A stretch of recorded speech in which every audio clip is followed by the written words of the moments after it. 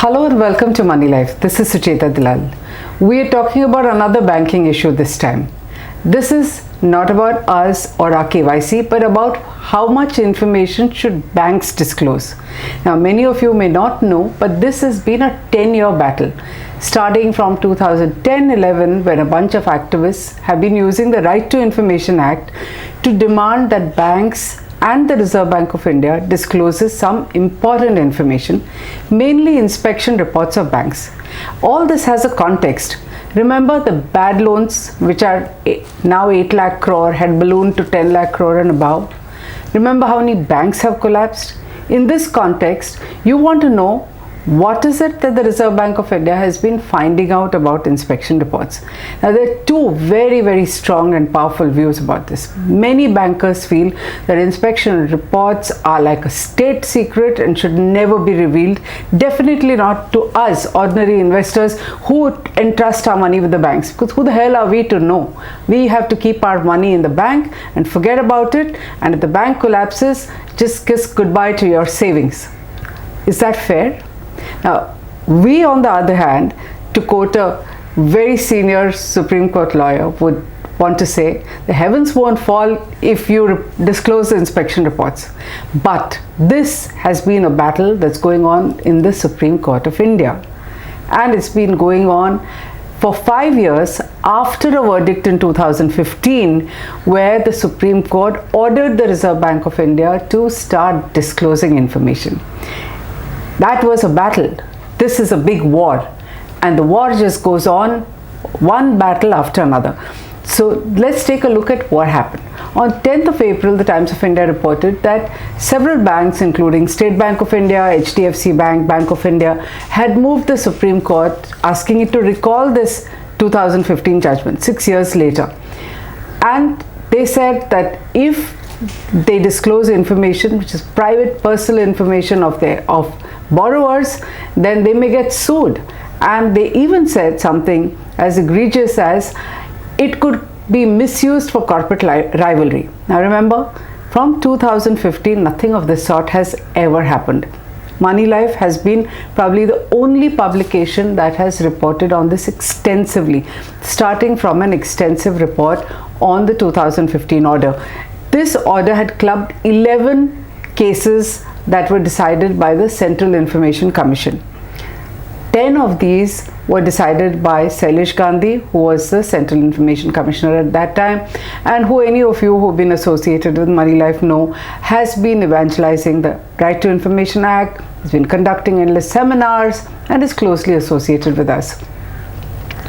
That order was very clear that there is nothing fiduciary about information that banks share with the Reserve Bank of India, which is the regulator. It is not a fiduciary relationship, which is a relationship of trust. Now, this battle should have ended. Instead, RBI just ignored the judgment. In fact, issued a circular telling banks what are the things that they need not disclose. So people went back to court. The RTI activists who had moved the Supreme Court went back with a contempt petition. All these petitions were argued in the Supreme Court by the renowned senior counsel Prashant Bhushan on a pro bono basis. I mean, thanks to his public service, we have had our voice in the Supreme Court for a long time through this battle. So when he said that what RBI is doing amounts to contempt of court, the Supreme Court upheld that.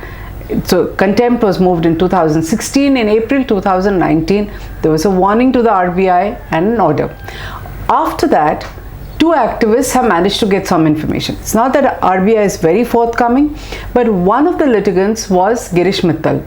So Girish Mittal managed to get the inspection reports for 3 years, FY 2013 to 15, for 4 banks and 2 failed banks, 2 failed cooperative banks, which is Punjab and Maharashtra Cooperative Bank, City Cooperative Bank, and 4 main banks, State Bank of India, HDFC Bank, Axis Bank, and ICICI Bank. He passed those reports on to us. We got very senior banking experts to analyze them. All this is published on our website. We will show you a link. If you are interested, please go and see it. Now, let us examine in this context whether the banks are correct when they've gone back to the Supreme Court and said that they will get sued, they're having to share information, and it will lead to corporate rivalry. To understand this, Moneylife Foundation, which is an organization, a not-for-profit organization associated with Moneylife, held a webinar which was addressed by both Prashant Bhushan and Sailesh Gandhi. Prashant Bhushan explained what happened, which is how the case was won in 2015, how the contempt petition was filed, and what is happening today. So he pointed out that the banks who have now moved these miscellaneous petitions, as they're called, have been sitting on the sidelines silently and watching what's going on, because all of this has been extensively reported by the media, not just by Moneylife, which is the battle in the Supreme Court. The contempt petition has been reported. The banks are completely silent, because even when they know it is their reports that are going to be out. But now that it's all decided, they go back to the court with miscellaneous applications. Mr. Bhushan has again argued this matter, told the Supreme Court that they cannot, on a decided matter, file miscellaneous petitions, which is like a backdoor review petition. They need to probably file a review, and according to him at the seminar, it is more than likely to happen. But their miscellaneous petitions will be decided sometime soon. Meanwhile, like I said, let's look at what's happened. So Girish Mittal and another RTI activist from Pune, Vivek Velankar, has managed to get a lot of information from the RBI. Now, what is it that the inspection reports have disclosed? What is this big national state secret that the Reserve Bank, as a banking regulator with repeated failures to its credit, doesn't want us to know? So for starters, RBI has ensured that there is no personal information that's been shared at all. So contrary to what the banks argued, nothing. If you go to our website and look at those reports, they're heavily redacted. Anything that looks like a first name has been, to the point of ridiculousness, just inked out. So there is no names whatsoever.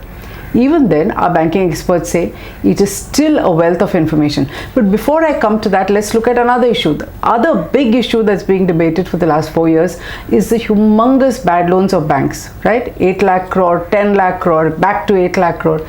Now, the government has been arguing, including a former finance minister, that when banks write off these loans, they are bailed out by the exchequer. It's not that they let the defaulters go, they pursue them. So don't take this as a write-off, as money gone down the drain, and allowing big corporate defaulters to go away because they told us banks are chasing them. Vivek Velankar filed a set of right to information applications with all the public sector banks, and obviously they steamrollered him, they didn't give him information, then they finally gave some amount of information.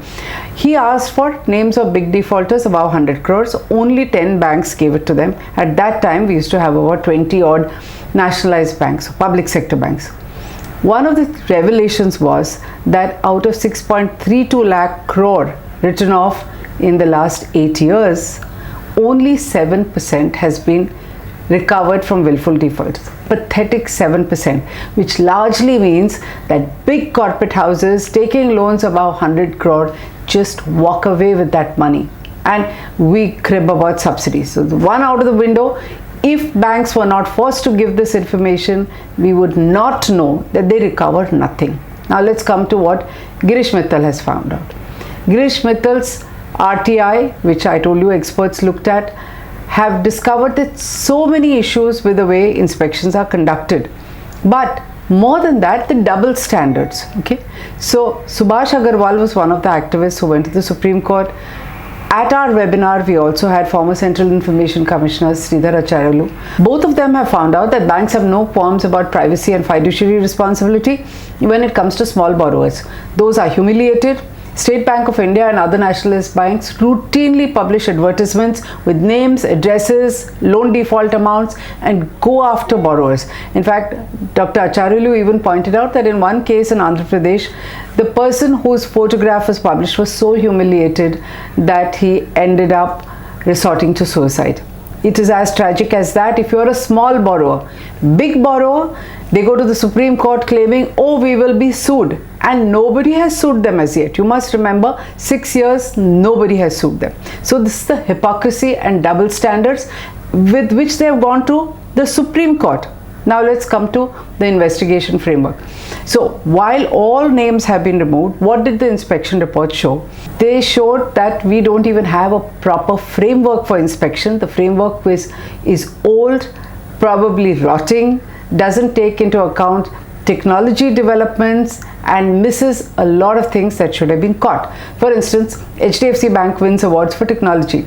Its technology has failed so much when it came to digital transactions, so often, so many complaints from investors repeatedly over a year, following which RBI finally in December last year cracked down and has told the bank that it will not onboard any more customers, new customers, until it fixes its technology to RBI's satisfaction. Nothing came out in the inspection reports. They were winning awards, okay, and this is India's most valuable bank. In PMC Bank, which failed, the inspectors droned on about unique identification numbers and whether they were properly allotted. No follow-up the next year, so they drone again the next year and the year after that without asking what happened. This is important because the Vadavans and HDIL had opened 21,000 fake accounts in cahoots with the management, which led to the loot of that bank and the collapse, and people have lost their savings. And their cousins, the Vadavans of Diwan Housing, did exactly the same. The Bandra books that were cooked up, they are also under RBI regulation and regular inspections. Nothing was caught. So it tells you about the quality of the inspection reports. Until the reports were put in the public domain, nobody asked about the quality of reports and supervision. So here's what Hemendra Hazari, who's a very well-known banking analyst and quite bold and outspoken in what he says, had to say. He did the HDFC analysis for us. So he says the reports are perfunctory, but yet there's a wealth of information. For instance, he pointed out at the webinar that the RBI inspection reports repeatedly pulled up HDFC Bank, our most valuable bank, for the quality of its internal audit. If that wasn't bad enough, the audit degenerated. So there's a rating which reduced, and it was the worst rating among those 4 banks, SBI, ICICI, Axis Bank. So the most valuable bank had the worst internal audit rating. It was going down every year, and RBI doesn't even talk about action, penalty, questions, nothing. This is not private information that the bank would get sued for, but it was there in the reports, and that's why we need to have them. In Axis Bank, he pointed out that the entire board lacking in commercial banking experience. Nobody had worked in a bank branch where important decisions about loan sanctions and managing things take place.